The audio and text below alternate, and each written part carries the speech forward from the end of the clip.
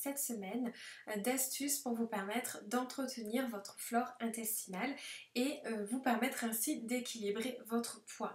Puisque oui, la flore intestinale, on le sait, influence la digestion et votre système immunitaire, mais il a été découvert récemment grâce à des études que la flore intestinale a une influence aussi sur le poids. Il y a en effet 1000 milliards de bactéries dans votre côlon sous forme de flore intestinale qui va vous permettre évidemment de vous prémunir de certaines maladies, de digérer certains aliments et puis évidemment de réguler votre poids. Puisque des études ont prouvé que les flores intestinales des personnes minces et des personnes obèses n'étaient pas les mêmes.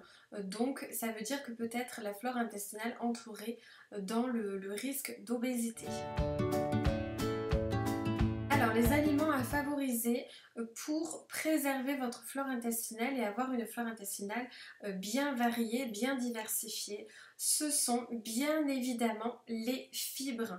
Puisqu'en fait les fibres, quand elles sont absorbées, elles vont passer dans tout votre tube digestif et donc arriver jusqu'au côlon, jusque dans la flore intestinale. Alors évidemment, si vous n'êtes pas habitué à manger des fibres, notamment des légumes, tous les jours, donc l'idéal c'est de les manger crus évidemment, vous aurez un effet bénéfique plus important.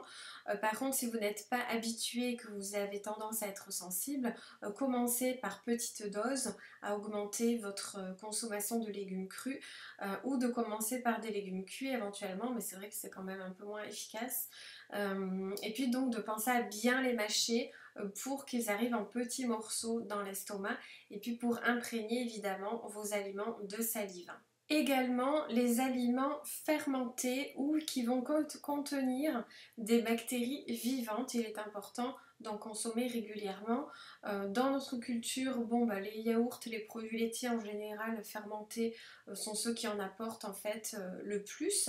En Asie, ils consomment beaucoup de choux, de soja fermenté, donc ça c'est possible aussi de l'intégrer dans notre alimentation française, puisqu'en fait ces bactéries ne vont pas s'implanter, elles ne vont faire que passer dans le tube digestif et elles sont actives au moment de leur passage. Donc ça va avoir un effet bénéfique évidemment au niveau de votre flore intestinale.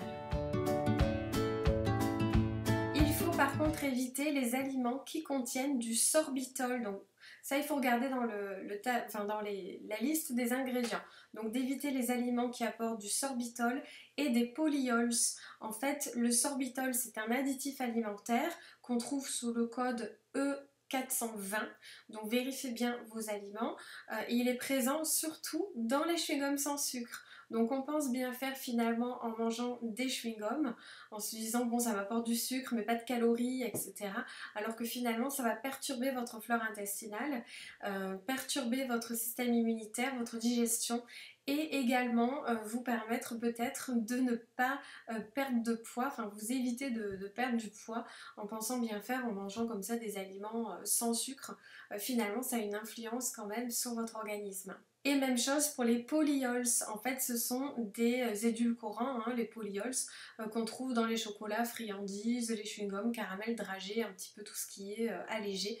Donc faites attention, comme je dis toujours, de toute façon l'idéal c'est de se déshabituer complètement du besoin du goût sucré et puis ces aliments là vous voyez ont une incidence sur votre flore intestinale et peuvent vous empêcher de perdre du poids, voire peuvent vous faire prendre du poids, alors que vous ce que vous voulez c'est faire attention en prenant des aliments sans sucre, mais finalement ça n'a pas du tout le même impact que ce que vous pourriez penser au départ. D'ailleurs, si vous regardez au niveau des ingrédients ou du tableau des valeurs nutritionnelles, c'est écrit quelque part sur le produit.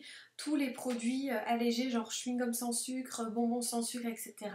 Vous regardez, il est écrit une consommation excessive peut avoir des effets laxatifs.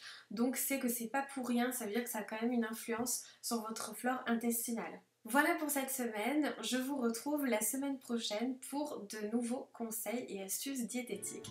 Je vous souhaite de passer une très bonne semaine.